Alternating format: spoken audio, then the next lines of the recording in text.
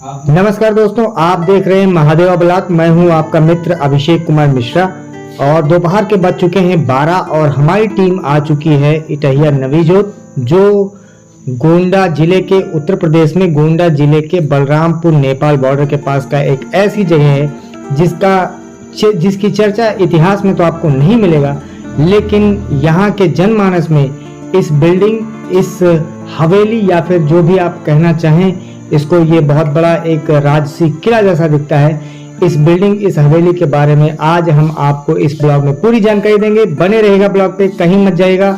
हमारी टीम यहाँ पर आ चुकी है और हम आपको ये भी बताएंगे कि यहाँ इस हवेली में रहने वाले आज की जो जनरेशन है, जिनके पूर्वज कभी यहाँ पर राज किया करते थे, उनसे भी आपकी बातचीत कराएंगे और इस पूरी हवेली के बारे में आज हम आपको इस ब्लॉग में बताएंगे। तो बने रहेगा फ्रेंड्स।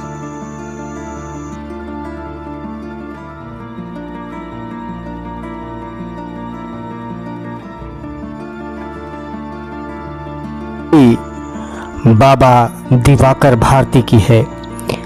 आम जनमानस इस हवेली के बारे में आपको बहुत सारी कहानियां सुनाएगा। इस हवेली का कोई इतिहास भारत के ऐतिहासिक पन्नों में तो दर्ज नहीं है, लेकिन अगर आप यहाँ पर बुजुर्गों से चर्चा करेंगे तो इस हवेली की अनेकों घटनाएं, अनेकों बातें आम जनमानस आज भी आपको सुनाता हुआ नजर आएगा। इस हवेली में कई मंदिर, कई कुएं, कई द्वार व कई कचहरी हुआ करती थी। इस हवेली में कई मार्ग हुआ करते थे। इस हवेली में एक उपवन भी था और उस उपवन में कई वृक्ष भी हुआ करते थे। एक समय था जब इस हवेली में गुलजार हुआ करती थी और यहाँ पर नित्य, त्योहार और बहुत सारे ऐसे कार्यक्रम जो लोगों को सिर्फ और सिर्फ जीवंत बना देते थे। इस हवेली की एक बहुत ही लंबी कहानी है, तो इस ब्लॉग में आपको हम इस हवेली से जुड़े हुए सारी चीज़ें बहुत ही डिटेल में बताएंगे और आपको उनके वंशजों से भी मिलाएंगे। अगर आप देखें तो इस हवेली की यह एक ऐसी स्थिति है जहां पर अब यह हवेली पूरी तरह से जर्जर हो चुकी है और अपने विरासत को बचाने के लिए संघर्ष कर रही है। इस हवेली में कई ऐसी मंदिरें हैं जो इस हवेली के निर्माण के बाद भी निर्मित की गई हैं। इस हवेली के मंदिरों से यहाँ के लोगों का बहुत ही लगाव है। यहाँ के जनमानस इसको लगातार दुरुस्त रखने का प्रयास भी करते हैं। इसके किंवदंतियों के अनुसार यहाँ पर कई बार इस हवेली से जुड़ी हुई मंदिर में बहुत सारे नुकसान हुए हैं, जिनको यहाँ के लोगों ने लगातार ठीक करने का प्रयास भी किया है।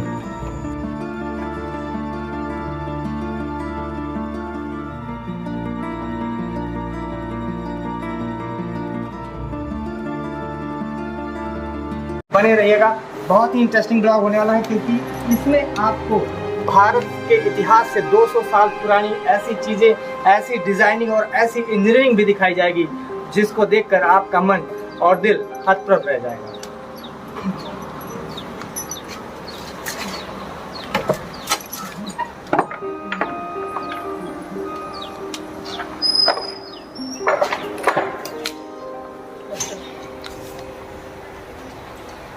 तो दोस्तों, मैं उस शिवलिंग के सामने अब बैठा हुआ हूँ। शायद आपको यहाँ का जो आवाज है, जो वॉइस है, वो काफी इको कर रही होगी, क्योंकि अगर आप देखना चाहें तो पुरानी बिल्डिंगों की जो डिजाइन होती थी वो काफी ऐसी बनाई गई है जिसमें अगर आप कुछ भी बातचीत करते हैं तो उसमें काफी इको साउंड आपको महसूस होता है। आप इसकी नक्काशी को देखेंगे, इसकी कारीगरी को देखेंगे तो बहुत ही बेहतरीन कारीगरी आपको देखने को मिलेगा। ऊपर जो मंदिर का गुंबद है, जिसको पहले शिवाला कहा जाता था, उसको भी इस तरह बनाया गया है कि आकाशीय बिजली से सुरक्षित रहे। लेकिन इसके बारे में इस पे एक बार इस शिवलिंग के ऊपर शिवालय में जो त्रिशूल लगा हुआ था, उसको लेकर यहाँ के पुरोहित ने बहुत बड़ा दावा किया है। उस दावे के बारे में भी चर्चा करेंगे, लेकिन सबसे पहले मैं आपको दिखाना चाहूंगा ये शिवलिंग, ये खूबसूरत शिवलिंग जो नेपाल नरेश ने किसी जमाने में दिवाकर भारती को गिफ्ट किया था और उपहार स्वरूप दिया था। और इस शिवलिंग की खूबसूरती यह है कि जो इसके नीचे का भाग है, जो इस शिवलिंग के नीचे का भाग आप देख पा रहे होंगे, ये ब्लैक मार्बल ब्लैक स्टोन का बना हुआ है जो काफी रिच लगता है और उसको छूने पर हमको ऐसा महसूस होता है कि इसमें तेल जैसा कुछ निकल रहा है, लेकिन हमारे हाथों में ऐसा कुछ लगता हुआ नजर नहीं आता है। इसके ऊपर की जो शिव की जो जिसको लिंग रूप माना जाता है वो सफेद पत्थर का बना हुआ है, लेकिन इस पत्थर को शायद आज आइडेंटिफाई करना बहुत आसान नहीं है। और मैं देख पा रहा हूँ इसके साथ ही एक नाग स्वरूप जिसको भगवान शिव का रक्षक माना जाता है, और वो भी ऊपर आप एक पीतल की धातु से बना हुआ ये सब जो शिवलिंग के चारों तरफ लिपटा हुआ है। लेकिन इसमें सबसे खूबसूरत बात ये रही है कि ये जो पीतल है, ये जो पीतल है ये फैक्ट्री मेड पीतल नहीं है, इसको हाथ से बनाया गया, शास्त्रियों ने बनाया, क्योंकि ये मंदिर जो है नागाओं से संबंध रखती थी। और अगर आप जानेंगे भारत के इतिहास में तो नागा जो है वो भारतीय रासायनिक शास्त्री माने जाते हैं, जिनको केमिस्ट कहा जाता था उस जमाने में। अगर आज केमिस्ट्री केमिकल इंडस्ट्रीज के हाथ में है तो उस जमाने में नागा साधुओं के हाथ में भारतीय केमिस्ट्री थी। तो ये जो धातु है जिसको आप पीतल जैसा देख पा रहे हैं, ये धातु हाथों से खरल में बनाई गई होगी, क्योंकि ये काफी पुरानी है और प्राचीन पद्धति से बना है हमारा ये पीतल।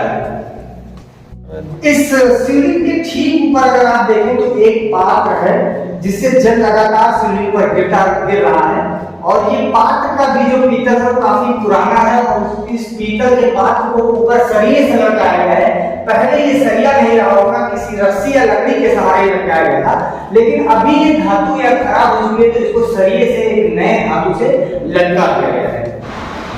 मैं शिवनाथ शुक्ल मेयर, मैं दहिया नदी जोत का रहने वाला हूँ। मेरे पिताजी श्री माधव राम शुक्ल यहाँ के पहले पुजारी थे, जिम्मेदारी पठान। उसके बाद में पहले गद्दी थी महंत कामेश्वर भारती की, चेला बनाए महान दिवाकर भारती को। महान दिवाकर भारती ध्वस्त हो गए।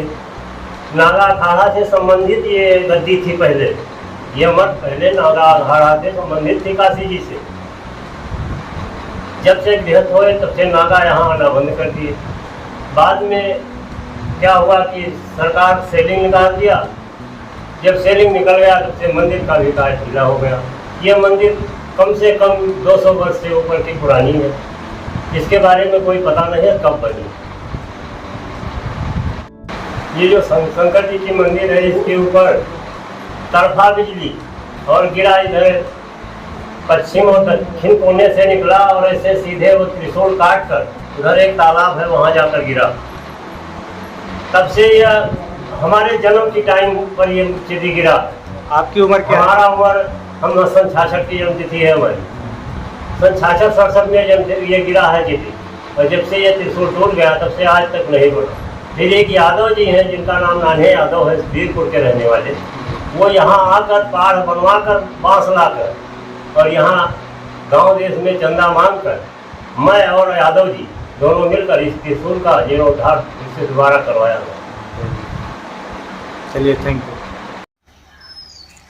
जैसा कि हमारे भारत संस्कृति कहती है कि किसी के भी घर में घुसने से पहले उससे आज्ञा लेना बहुत जरूरी होता है। तो इस ब्लॉग का जो अगला पार्ट है उसकी शुरुआत हम सबसे पहले यहाँ से करेंगे, जहाँ से मैं आपको पा रहा हूँ ये वो समाधि स्थल है जो दिवाकर भारती जी का समाधि स्थल कहा जाता है। और इसके ऊपर ठीक आप देख पा रहे होंगे, क्योंकि दिवाकर भारती जी बहुत अच्छे शिवभक्त और बड़े महान शिवभक्त माने जाते थे, तो उनके समाधि के ठीक ऊपर एक शिवलिंग को भी आप देख पा रहे होंगे, जिसमें एक चीज़ मुझे जो देखने को मिली है कि पत्थर से डिसअटैच हो चुका है।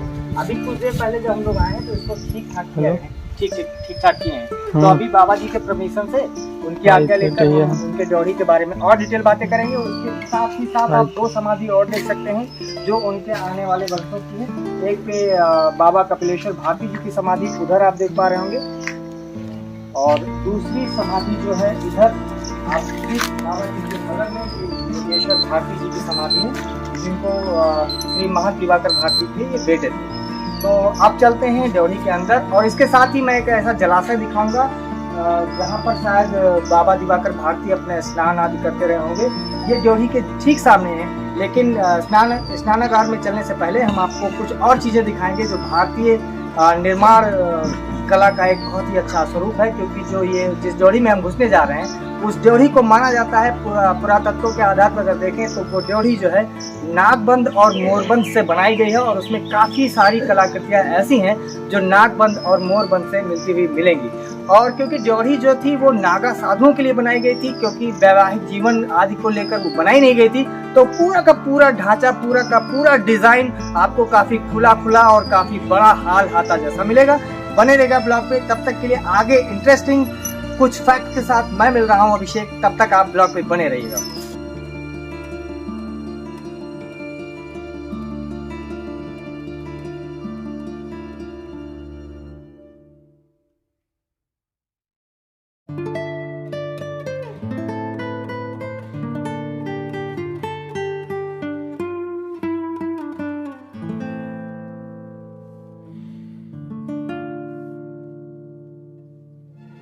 दोस्तों, ड्योढ़ी में घुसने का जो सबसे पहले पहले के ज़माने की जो ड्योढ़ी होती थी, उनका जो गेट हुआ करता था वो काफ़ी भव्य और विशाल हुआ करता था।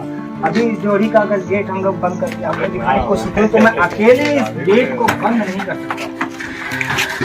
गेट करने में मदद की है। अगर आप देख पा रहे होंगे तो इसमें कील लगी हुई है, कीलें, लोहे की जो कील है, ये जो लोहा भी लगा हुआ है ना, वो आज के लोहे से काफ़ी स्ट्रॉन्ग है, लगभग 100 पुराना, लेकिन अपने पूरे रूप में बिल्कुल मौजूद। अगर ऊपर पा रहे होंगे तो बहुत कुछ बारिश आदि और समय की मार झेलकर ये बिल्डिंग अभी भी खड़ी हुई है। लेकिन अगर दोनों दरवाजों को बंद कर दिया जाए, राकेश जी आप प्लीज, अगर हम इस दोनों दरवाजों को बंद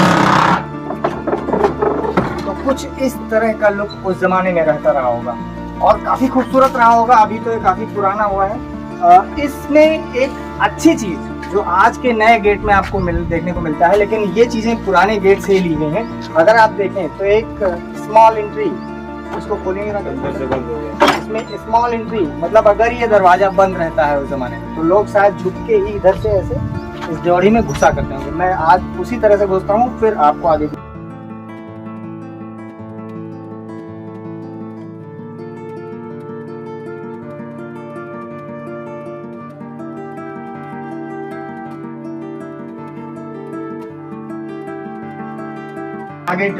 के बारे में डिटेल जानने के लिए मैं आपको ऐसे इस परिवार के एक सदस्य से मिलाऊंगा जो आगे इस ड्योढ़ी के बारे में हमसे चर्चा करेंगे। तो बने रहिएगा ब्लॉग पे। अभी हम आपका इंट्रोडक्शन इस ड्योढ़ी के जो ओनर हैं, मालिक इस वक्त के, उनसे हम आपको मिलाएंगे, जिनका नाम अजीत गोस्वामी जी है और वो अभी बॉम्बे रहते हैं और काफ़ी वेब सीरीज़ में उन्होंने काम भी किया है और उनकी एक अभी अपकमिंग मूवी है निशाचर। तो बने रहेगा इस ब्लॉग पे। जल्दी ही हम आपको अजीत गोस्वामी से मिलाते हैं और बाकी की चीज़ें हम उन्हीं से मिलकर आपको बताते हैं। बताया था कि मैं आपको हवेली के अंदर से चल के और बहुत सारी चीज़ें दिखाऊंगा, उसी वादे को मैं पूरा करना चाहूँगा। और सबसे पहले मैं दिखाना चाहूँगा जो जहाँ पर महंत कामेश्वर भारती जी का नाम लिखा गया और लिखा गया है कि इस बिल्डिंग को, जो इस पार्ट में मैं जिसमें खड़ा हूँ, इस बिल्डिंग को लगभग पहले बनाया और उस पर लिखा है महंत कामेश्वर भारती 1924। अगर आप देख पा रहे होंगे तो मैं जूम करने की कोशिश करता हूं और मैं चाहूंगा कि कैमरा पर्सन उसको जूम करके दिखाएं कि वहां पे लिखा हुआ महंत कामेश्वर भारती 1924 और उसके जस्ट नीचे, जैसा कि मैंने आपको बताया था कि इस पूरे भवन को, क्योंकि ये नागांव द्वारा निर्मित एक भवन था, अगर आप देख पा रहे होंगे तो एक ये खंडहर बता रही है कि इमारत कभी बुलंद थी। तो इस चीज़ को आप समझ पा रहे होंगे। सामने अगर आप देख रहे होंगे तो आपको अगर सिनेमैटिक व्यू में आप देखें तो सामने ही एक शिवाला दिखता है और उसके ऊपर जिस त्रिशूल के बारे में चर्चा की जा रही थी कि त्रिशूल, उस पर एक बिजली का पात हुआ था और उस बिजली पात की वजह से वो त्रिशूल कट कर गिर गया था। उसके बाद यहाँ के पुजारी और लोकल लोगों ने काफ़ी चंदा इत्यादि की व्यवस्था करके उस त्रिशूल को पुनः स्थापित किया। तो आप देख पा रहे होंगे, अगर डिज़ाइन इस निर्माण कला को आप देखना चाहें तो आपको कुछ नीले रंग के कुछ चीज़ें दिख रही होंगी। और मैंने बताया था कि नागांव द्वारा बनाया हुआ, तो नाग और मोर बंद जो आप देख पा रहे होंगे, बिल्डिंग के बीचों बीच में मोर को बनाया गया है और भारतीय संस्कृति में मोर का एक बहुत ही ऊंचा स्थान रहा है। ऐसा माना जाता है कि मोर आने वाली सभी बाधाओं से आपको बचा कर रखता है। तो इस बिल्डिंग में उस पूरे कलाकृति का प्रयोग किया। और एक बहुत ही इंटरेस्टिंग चीज़ मैं दिखाना चाहता हूँ, हालांकि ये बिल्डिंग 1924 को बनी थी, लेकिन अगर आप देखना चाहें तो यहाँ पर आप बाहर की तरफ एक लाइट लगी हुई देख पा रहे होंगे। तो ये बता रहा है कि 1924 में बनने के बावजूद भी इस भवन में या इस बिल्डिंग में विद्युत व्यवस्था थी। अगर आप देख रहे होंगे तो टूटी हुई नॉब जो शायद पहले बाहर की तरफ एक प्रकाश की व्यवस्था रही हो। अब टूटी हुई नाव आप देख पा रहे होंगे। इसके अलावा अगर आप देखें तो नीचे से, अगर आप नीचे से देखेंगे तो ये पूरा एक नाग और मोर के कलाकृतियों से भरा पड़ा हुआ है पूरा का पूरा बिल्डिंग। इसके पावे जो अभी आप अगर इसको आप पूछेंगे, ये सीमेंट नहीं इस्तेमाल हुआ है, इसे चूने के पत्थर से बनाया गया है पूरी बिल्डिंग। और इसके जो उस जमाने में भी जो पानी के निकासी की व्यवस्था थी, ये पाइपलाइन आप देख पा रहे होंगे और मुझे लगता है कि ये पाइपलाइन उसी जमाने की है। पानी के निकास की भी व्यवस्था थी। और इस भवन में जो है काफ़ी सारे कमरे हैं और ये मल्टी स्टोरी बिल्डिंग है। इसके अलावा कुछ खंडहर हैं जिसमें मैं आपको बताने की कोशिश करता हूँ कि क्या किस किस काम में उसका इस्तेमाल किया जाता था। ये आपको सामने गार्ड रूम दिख रहा है जिसपे नीचे आयुध वगैरह रहते रहे होंगे, गार्ड रहते रहे होंगे, कुछ सुरक्षा व्यवस्था, और सामने कुछ ऋषियों और भगवान की मूर्तियों को स्थापित किया गया है। इसके जस्ट बगल में एक गैरेज था। जब लोगों के पास चलने के लिए अच्छे से साइकिल नहीं हुआ करती थी, उस ज़माने में बाबा एक बेहतरीन अम्बेसडर कार से चलते थे। और पेट्रोल कार, जब यहाँ पर आसपास पूरे ज़िले में कभी भी पेट्रोल पंप नहीं लगे थे, तब बाबा एक पेट्रोल अम्बेसडर से चला करते थे और ये था उनका गैरेज। और इसके साथ ही अगर आप देखें सामने, तो सामने ये चबूतरा था। ये चबूतरा जो आप देख पा रहे होंगे सामने, इस पे नृत्य आदि की व्यवस्था होती थी। जब कभी फंक्शन होता था तो यहाँ पर नृत्यांगनाएं बुलाई जाती थी और काफ़ी हर्षोल्लास के साथ कार्यक्रम होता रहता था। इसके अलावा अभी भाइयों में बंटवारे की वजह से बीच में दीवार आ गई है, लेकिन हम उस पार भी चलेंगे, पूरी बिल्डिंग को कवर करेंगे और आपको ये भी दिखाएंगे कि आगे जो गार्डन है उसमें सेब के अलावा सारे वृक्ष लगे हुए हैं। तो चलते हैं उन 100 साल पुराने वृक्षों के पास, बने रहेगा ब्लॉग पे। अंदर लेके जाऊंगा। तो जब मैं इस भवन के अंदर दाखिल हुआ तो सामने एक गैराज जैसी चीज़ थी। और जब मैंने यहाँ भारती जी से बात किया, जिससे मैंने अभी आपकी मुलाकात कराई, अजीत गोस्वामी जी से, तो उन्होंने बताया कि यहाँ पर ट्रैक्टर का गैराज हुआ करता था और अभी भी इसमें ताला नहीं लगा हुआ है, लेकिन बहुत सारी पुरानी चीज़ें पड़ी हुई हैं। अगर आप इधर देख रहे होंगे तो झाड़ियाँ हैं, नींबू है, आम है, और इन सब के उधर आप देख पा रहे होंगे तो काफ़ी बिल्डिंगें गिर गई हैं। उधर पुरानी बिल्डिंग थी और उसमें गिर गई है, और वो वहाँ पर गौशाला हुआ करती थी। तो सामने अगर आप देख पा रहे होंगे जिस पर लकड़ियाँ हाथ रखी हुई हैं, ये गायों को खिलाने के लिए, पशुओं को खिलाने के लिए नादा इत्यादि की व्यवस्था रही होगी। और अंदर गौशाले में भी आपको ले चलेंगे, लेकिन उससे पहले हम आपको इस भवन के और कुछ पहलुओं से मुलाकात कराते हैं।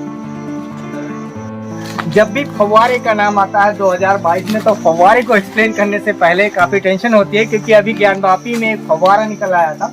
तो ये वो फव्वारा नहीं है, यहाँ पे वास्तव में एक फव्वारा हुआ करता था। अब यहाँ से आप इस बिल्डिंग में, यानी कि इस हवेली में रहने वाले लोगों का जो जीवन था वो कितना ब्रॉड, और हमारे राजा महाराजा या पुराने जमाने के जो महंत रहते थे उनको कितनी अच्छी सुविधाएं थी, और भारत सोने की चिड़िया क्यों कही जाती थी, उन सब चीज़ों को अगर जानने का प्रयास करेंगे तो आपको पता चलेगा। देखिए, ये लगभग 200 साल पुराना फव्वारा है, और इस फव्वारे को अगर हम देख पा रहे हैं तो ये शिवलिंग जैसा बिल्कुल नहीं है। मेरा मजाक करने, मैं आपको मतलब ज्ञानवापी की चीज़ों से नहीं जोड़ रहा हूँ, लेकिन ये एक फव्वारा था और इस पूरे इलाके में पानी हुआ करता था। ये एक जलाशय था, उधर गाय रहा करती थी, इस साइड में ये फव्वारा था।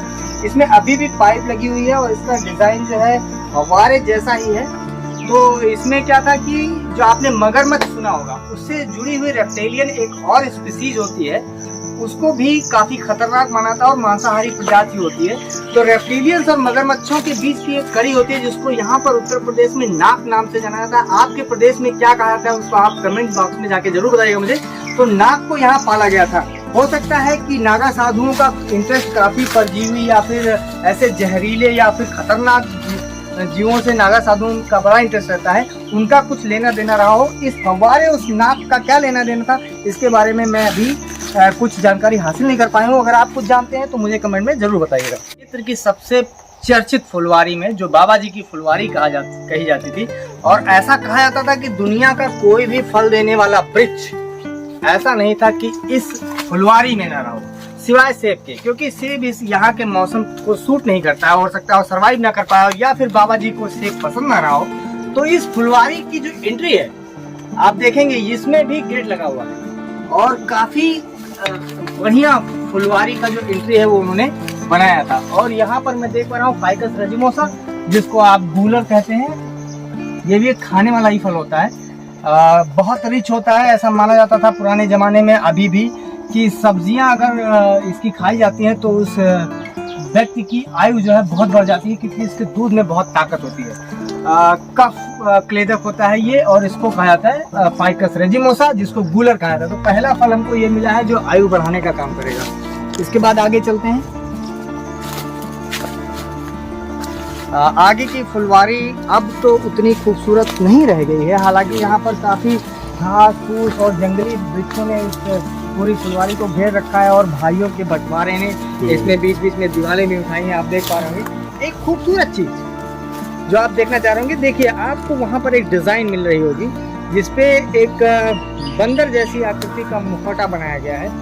मतलब कलाकृतियाँ अगर आप देखेंगे पीछे से, इस पूरी बिल्डिंग को अगर आप देखना चाहें इस तरह से कुछ देखिए, इसमें जो डिज़ाइनिंग की गई है, इस एक एक डिज़ाइन को बनाने में महीनों लग गए होंगे। इस तरह से खूबसूरत ये बिल्डिंग रही है।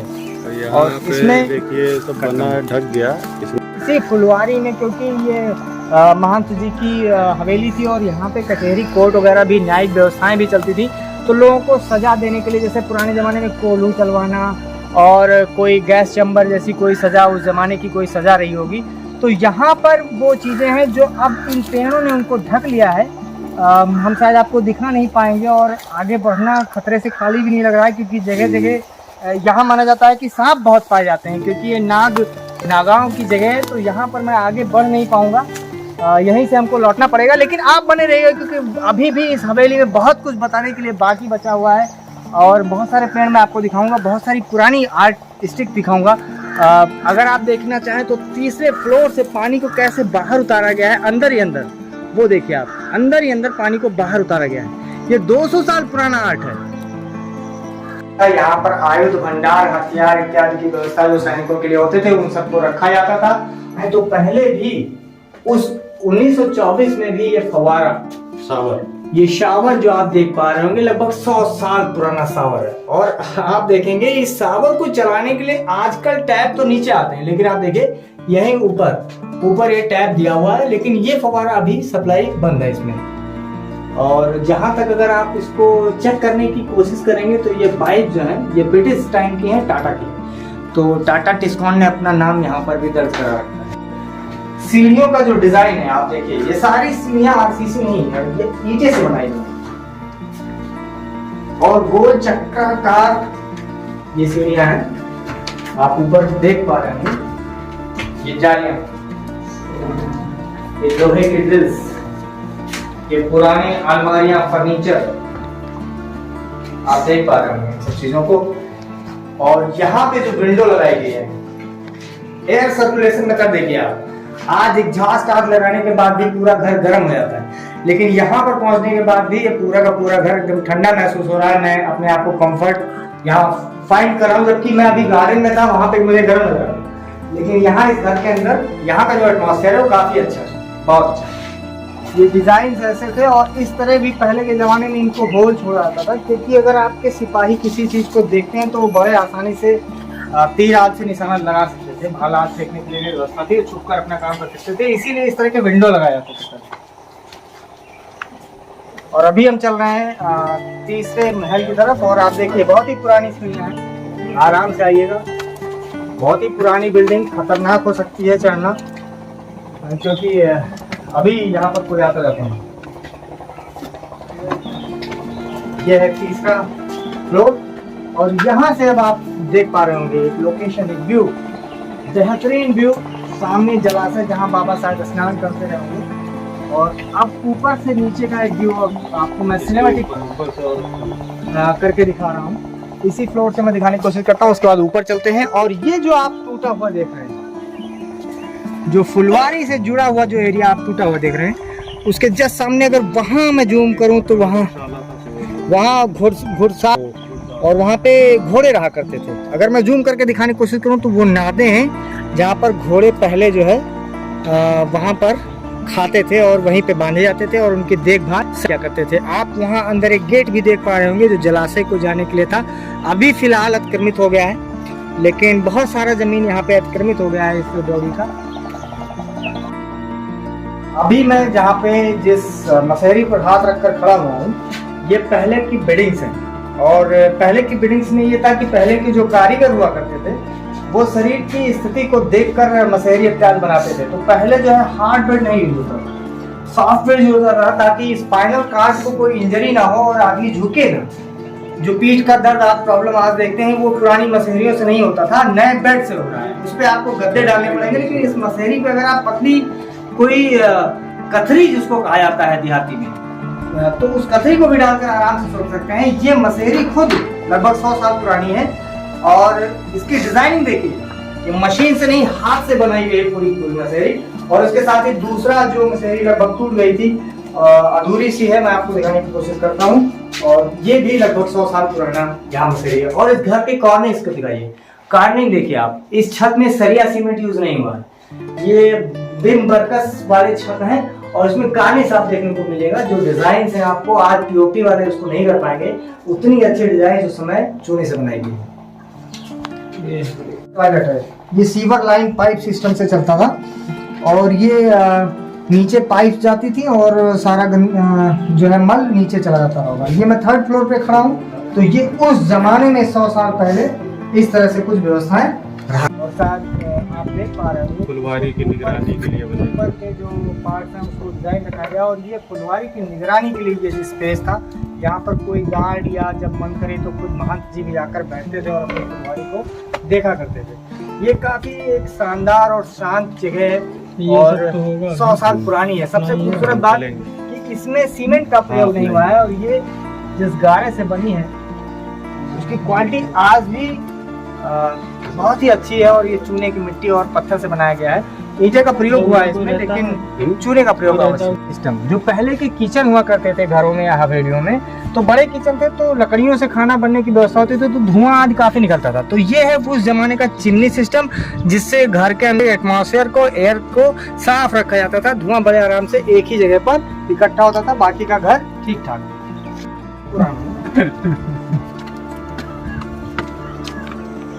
अभी ये हम सबसे ऊपरी फ्लोर पर चल रहे हैं और ये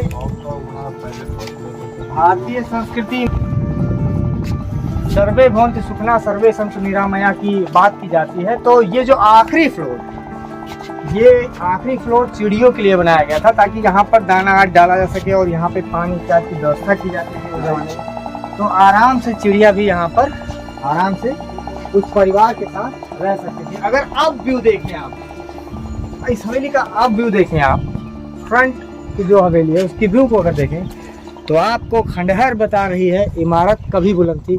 ये शायरी एकदम ही जीवंत लगेगी। ओके,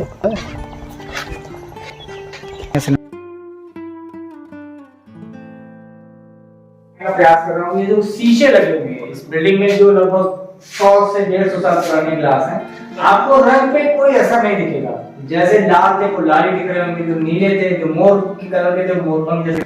ये बहुत ही खूबसूरत शीशे और शायद उस टाइम पे भी ये आयातित करके ही यहाँ लाइट लाकर लगाए गए होंगे। तो अगर आप इस बिल्डिंग को कितने मन से बनाया गया था इसको समझने की कोशिश करेंगे तो आप इन शीशों को देखकर ये बात समझ सकते हैं। ठीक है, ओके। तो जैसा कि मैंने आपको बताया था कि ये नागांव द्वारा स्थापित एक बहुत मंदिर के साथ एक बहुत बड़ी हवेली थी। बाद में श्री दिवाकर भारती जी यहाँ के महंत थे, तो उन्हीं के अंडरटेकिंग में ये पूरी बिल्डिंग थी। तो यहाँ के गांव के लोगों से जब मेरी मुलाकात हुई तो जिस ज़मीन पर मैं खड़ा हूँ इसको माना जाता है कि यहाँ पर तहखाना था और वो ज़मीन के नीचे अभी भी मौजूद है।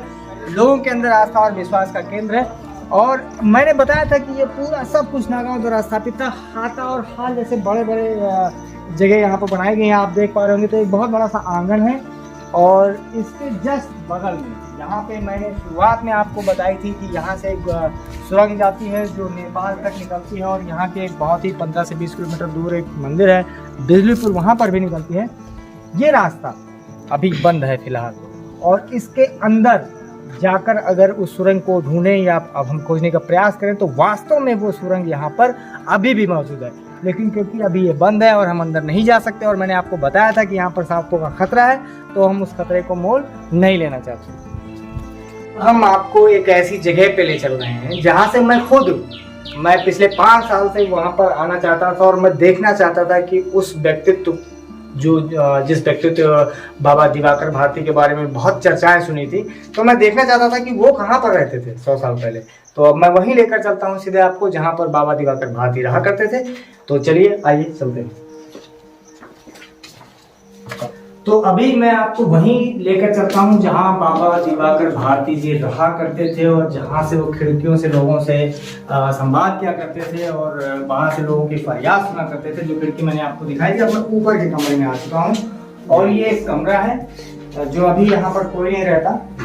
ये बाबा रहा करते थे, यहाँ पर उनका बेड रहा करता था, उनकी कुर्सी रहा करती थी, और ये वो खिड़कियाँ हैं जो नीचे कचहरी में खुलती थी, और शायद अभी बंद है, लेकिन मैं कोशिश करता हूँ एक बार वो सीन देखने का कि कैसा दिखता रहा होगा बाबा जी को उस जमाने में। कुछ ये उस जमाने की कोई चीज़ है जो मैं इसको समझ नहीं पा रहा हूँ, ये क्या है।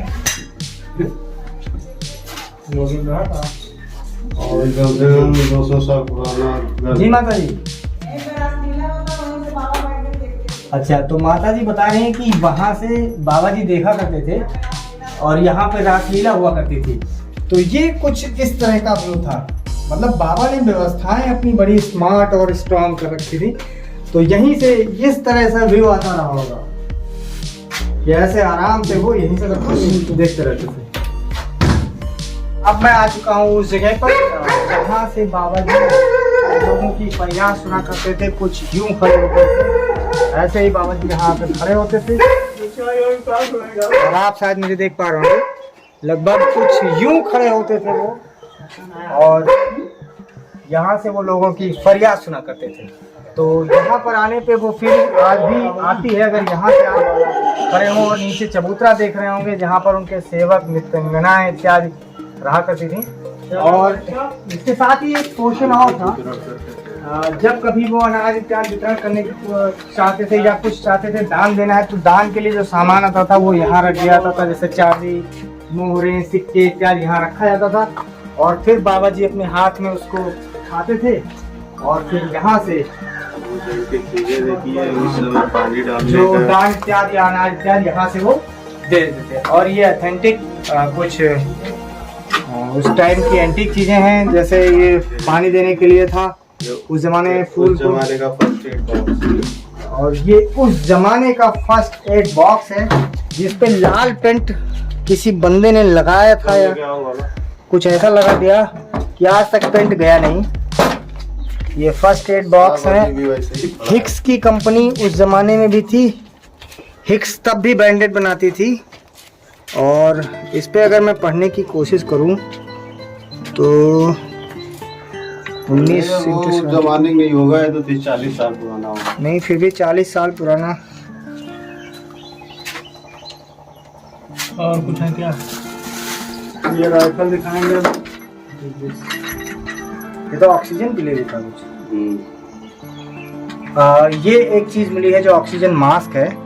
तो उस जमाने में भी स्वास्थ्य सेवाओं के लिए कुछ ना कुछ बाबा जी अपने लोगों के लिए कुछ व्यवस्था रखते थे। तो उसमें पट्टियां हैं, कुछ परख नलियां हैं, कुछ टेस्ट ट्यूब्स हैं फर्स्ट एड के लिए, कुछ बोरोसिल की टेस्ट ट्यूब्स हैं इसमें पड़ी हुई हैं, और कुछ ड्रॉपर्स दिख रहे हैं।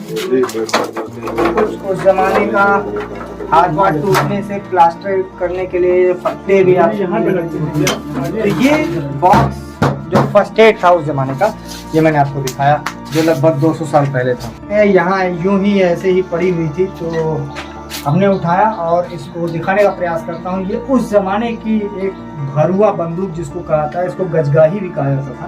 आरआर फिल्म में भी आपने इस राइफल का इस्तेमाल देखा होगा।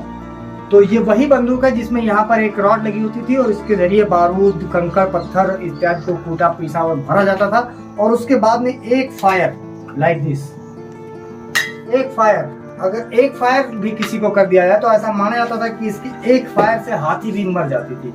तो फिलहाल अभी हम इसको उन्हीं के हाथ सुपुर्द करेंगे जिनकी ये है, और वीडियो में बने रहेगा। अभी बहुत कुछ बाकी है दिखाने के लिए, तब तक के लिए आप वीडियो देखते रहेंगे।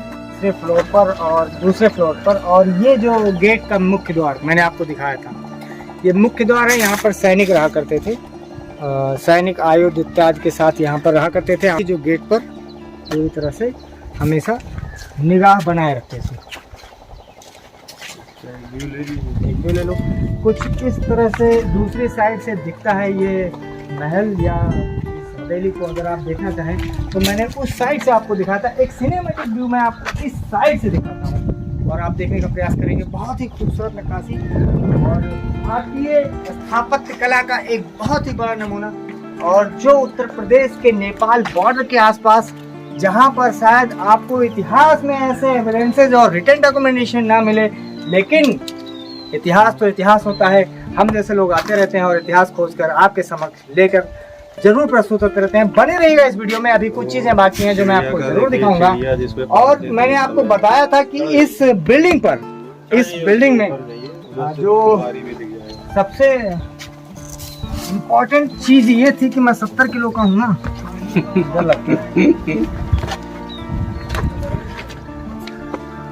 तो जैसा कि मैंने आपको पहले भी बताया था कि प्राचीन जो लोग थे वो भारतीय संस्कृति सर्वे भवन सुखना सर्वे संतुलम निरामया और वसुधैव कुटुम्बकम की भावना हुआ करती थी। तो सबसे ऊपर का जो फ्लोर होता था वो पशु पक्षियों के लिए रखा था। अभी भी अगर आप देखें तो यहाँ पर 100 साल पहले एक पिंजड़े की स्थापना की गई थी जिसमें पक्षी आकर आराम से रह सकते हैं, दाना पानी उनके लिए रखा जाता था। इसको आप देखने का कोशिश करेंगे और मैं कोशिश करूंगा आपको दिखाने का भी कि ये 100 साल से अभी भी अपने उसी स्थान पर स्थापित है।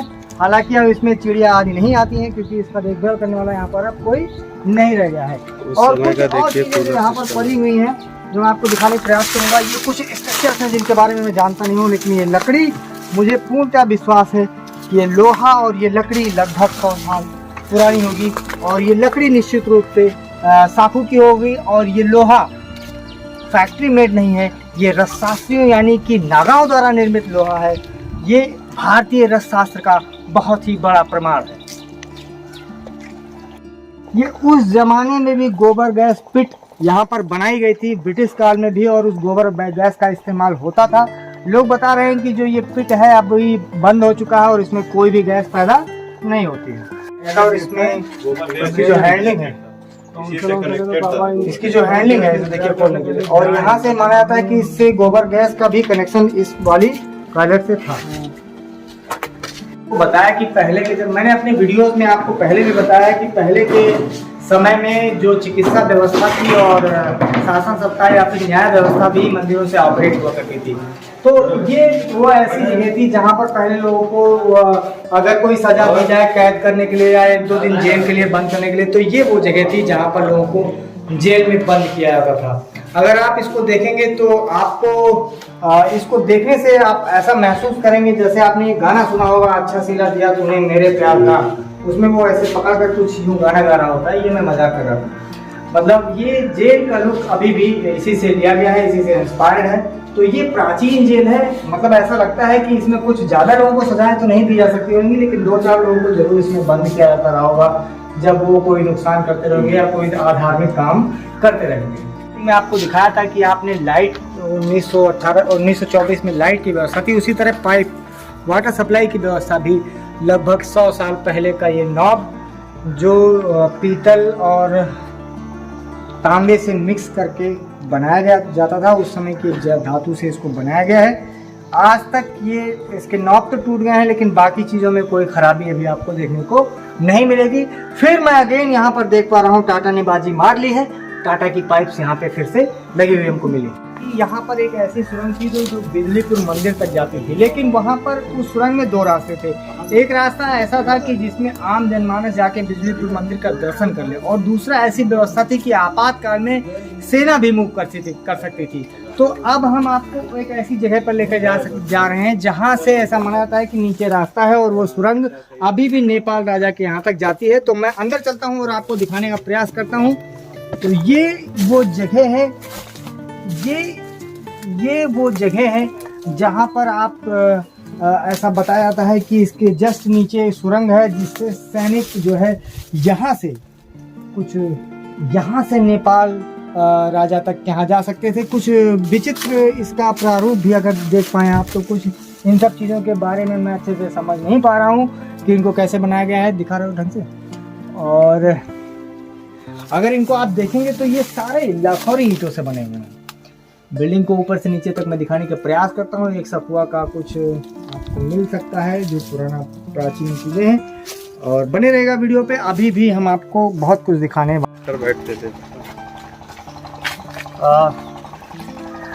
महंत दिवाकर भारती काफ़ी सामाजिक व्यक्तित्व थे और वो अपने साथ साथ यहाँ के प्रजा का भी बहुत अच्छा ख्याल रखते थे। अगर आप इस चीज़ को समझने का प्रयास करेंगे तो मैं खड़ा हूँ इस समय वहाँ जो हवेली के बाहर एक चिकित्सालय की व्यवस्था थी, ये हॉस्पिटल था उस ज़माने का, और यहाँ पर लोगों का इलाज उपचार जो इस यहाँ पे की प्रजा थी।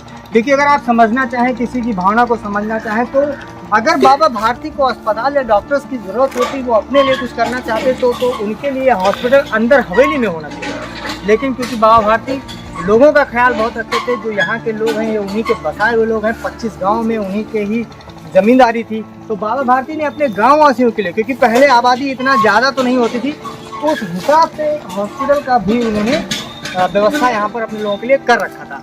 अभी मैं चल रहा हूँ आपको दिखाने बाबा भारती की ओर से ऐसी जगह से जहाँ पर पहले सैनिक खड़े हो करते थे, जहाँ से उनके खेत फुलवारी आदि की भी देखभाल करते थे। और जब कभी बाबा भारती का भी मन करता था तो या भी वो देखना चाहते थे, तो उसी ऊपर मचान जैसी व्यवस्था पर जो पक्के गारे से बनाई गई थी, उस ज़माने में चूने के गारे से बनाई गई थी, वहाँ से चढ़ करके वो अपने पूरे क्षेत्र का भी देखभाल और अपनी फुलवारी को बहुत ही आसानी से वहाँ से देख पाते थे। बलदाहा क्या होता है? मैंने अभी आपको बताया था कि मचान जैसा स्ट्रक्चर जो पक्के पूरे इमारत की चारों तरफ पक्की बाउंड्री है, अभी भी आप देख पा रहे होंगे बाउंड्री, और दूसरा जो मचान जैसी व्यवस्था थी वहाँ पर।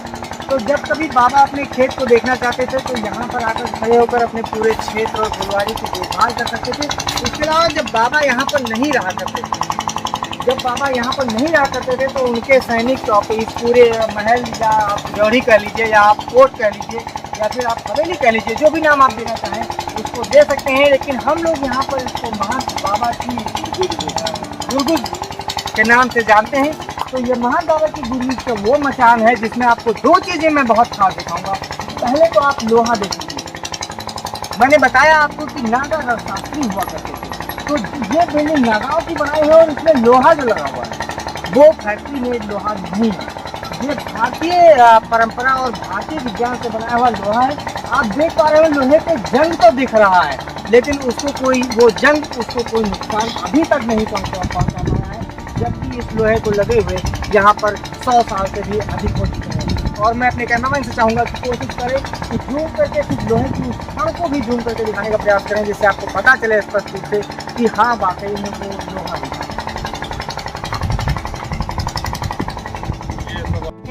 तो प्राचीन टाइम मतलब आज से 100 साल पहले आपको जहाँ तक भी दिखाई पड़ता है वो महंत बाबा की गुरगुज के ही अंडर में आता था।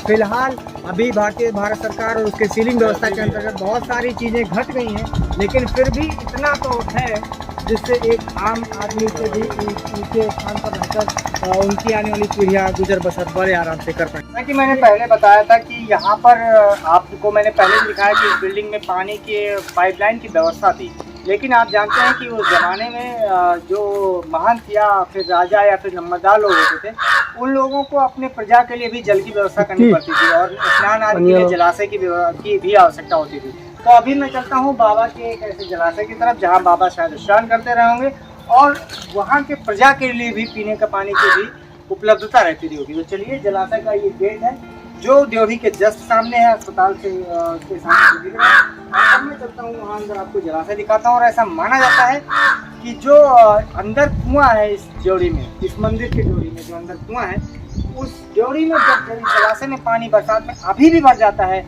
तो वो कुएं में भी पानी भर जाता है। और लोगों का मानना है कि जलाशय का और उस कुएं से कोई ना कोई कनेक्शन अवश्य है। तो चलिए आपको मैं जलाशय दिखाता हूँ जो लगभग अभी जीर्ण अवस्था में हो चुका है। अगर भारत सरकार चाहेगी तो इसको अमृत जलाशय के तहत जो है इसका पुनः जीर्णोद्धार किया जा सकता है। तो चलिए मैं कोशिश करता हूँ आपको जलाशय को दिखाने की। हमने एक बार आके यहाँ पर देखा है, जिससे पानी कुछ नहीं रह गया है, यहाँ की सीढ़ियाँ भी टूट गई हैं। अभी मैं आपको दिखाने की कोशिश करता हूँ। पहले ये बहुत ही रमणीक जलाशय रहा होगा और यहाँ पर यहाँ की प्रजा आराम से पानी पीते रहेगी और स्नान आदि अपने कपड़े आदि धुलती रही होगी और बाबा जी और उसके बाद जो यहाँ पर लोग आते रहेंगे वो मंदिर में आराम से दर्शन भी कर पाते रहेंगे। तो ये मंदिर के से सटा हुआ जलाशय, अगर आप जूम करके देखें तो अभी अतिक्रमण के कारण काफ़ी इसका नुकसान आपको दिखाई पड़ रहा होगा। और इसकी गहराई भी मैं आपको दिखाने की कोशिश करता हूँ, अच्छा खासा गहरा है। हालांकि 100 साल में इसकी काफ़ी नुकसान हुआ है इसकी गहराई को भी, और मैं कोशिश करूँगा एक बार कि आपको दिखाऊँ। ये तालाब जलाशय एकदम पूरी तरह से सूखा हुआ है, लेकिन फिर भी अपने इस स्वर्ण इतिहास को आज भी ये खंडहर नुमा जलाशय अपने अस्तित्व का उसी तरह से बयान कर रहा है जिस तरह से 100 साल पहले जब बाबा दिवाकर भारती यहाँ पर रहते रहे होंगे तो वो किस तरह रहता रहा होगा, उसका अनुभूति ये जलाशय स्वयं हमको दे सकता है। मैंने चर्चा किया था जो इस ड्योढ़ी से अभी बाहर का कुआं है, और यहाँ से ड्योढ़ी का दूसरा निकास को मिल जाता है, लेकिन इसको लक्ष्मी कुआं माना जाता है, जिसके बारे में यहाँ के जो अभी वंशज है उन्होंने आपको एक स्टोरी बताई थी कि यहाँ पर एक लोगों ने सशरीर जो है जलमग्न हो गए थे। तो ये वो कुआं है जिसको लक्ष्मी कुआं माना जाता है, और अभी भी इसकी पूजा इत्यादि होती रहती है। मैं इस ड्योढ़ी के जो नए मालिक हैं, नए ओनर, और इस महान दिवाकर भारती की जो जनरेशन है उनके साथ मैं खड़ा हूँ। मेरे साथ हैं श्री अजीत गोस्वामी जी, और मैं इनसे ही इन्हीं के मुख से ये जानना चाहूँगा कि इस ड्योढ़ी में लगभग कितने कमरे हैं, और एक पूरा मतलब एक किंवदंती कथा है कि यहाँ पर लक्ष्मी का वास हुआ करता था। तो उस स्टोरी लाइन के बारे में भी कुछ आप बताएंगे, उसके बारे में भी हम जानकारी लेंगे। नमस्कार, मेरा नाम अजीत गोस्वामी है और आप मुझे देख रहे हैं चैनल का नाम महादेवा ब्लॉग्स। महादेवा ब्लॉग्स में, और मैं आज आपको बताने वाला हूँ कि इस जो ये आप आज खंडहर नुमा हवेली देख रहे हैं, इसकी शुरुआत कहाँ से हुई और इसके पीछे का इतिहास क्या है। सबसे पहले मैं आपको बताना चाहूँगा कि इसकी शुरुआत हुई महान श्री कामेश्वर भारती जी से, जो कि एक संत हुआ करते थे, एक saint, he was a saint. और बहुत पहले जब बलरामपुर के राजा जी जब यहाँ पे घूमते थे या विचरण करने आते थे, उस वक्त उनकी मुलाकात श्रीमान कामेश्वर भारती से हुई, और उनसे मिलने के बाद वो उनसे प्रभावित हुए, और प्रभावित होने के बाद उन्होंने धर्म रक्षा के लिए एक मठ का निर्माण किया, और उस मठ के महंत के रूप में उन्हें नियुक्त किया। इस तरह से उन्होंने अपने आधे से ज़्यादा संपत्ति भी उनके नाम किया ताकि लोगों की सेवा की जा सके। इस तरह महान कामेश्वर भारती जी ने जो अपना लेगेसी है वो यहाँ से स्टार्ट किया, और उन्होंने यहाँ पे इस भव्य नुमा बड़े हवेली का निर्माण कराया। उस वक्त उनके सीमा में 23 गांव जमींदारी और 16-17 गांव में उनका एक पैठ हुआ करता था। महान कामेश्वर भारती क्योंकि शादीशुदा नहीं थे, महान थे, और नागा ये गद्दी थी जिसका अखाड़ा मध्य प्रदेश से जुड़ा हुआ है और काशी बनारस से जुड़ा हुआ है। नागाओं द्वारा इस गद्दी को मिलने के बाद वो इसको संचालित करते रहे, लोगों की सेवा करते रहे। उसके पश्चात अपने उत्तराधिकारी, जैसे कि प्रथा है महंत गद्दी में कि एक महंत अपने बाद एक उपयुक्त महंत को नियुक्त करता है आगे के लिए। इस दौरान वो कर वसूली के मामले में हमेशा की तरह जब यहीं से थोड़ी दूर पे स्थित मधवा नगर एक गांव है वहाँ पे, तो उस दौरान वहाँ पे उनको एक गरीब महिला 2 छोटे छोटे बच्चों के साथ मिली। उन 2 बच्चों को उन्होंने देखा तो उसमें से जो उसका बड़ा बच्चा था उसे उन्होंने महंत बनाने का जो है ऑफर उस महिला को दिया। महिला ने पहले तो नहीं माना, लेकिन बाद में बहुत समझाने पे वो तैयार हुई, और इस तरह महंत दिवाकर भारती यहाँ के दूसरे महंत नियुक्त हुए, जो कि जाति से एक ब्राह्मण थे, मिश्रा।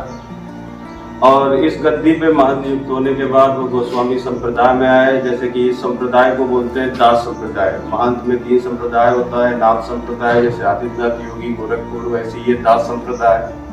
दास संप्रदाय के महंत नियुक्त होने के बाद उन्होंने कई वर्षों तक उसी तरह यहाँ पे संचालित किया, लेकिन समय के साथ माया और समय का उन पे असर हुआ, और उन्होंने एक मिडिल एज में जाकर उन्होंने शादी की।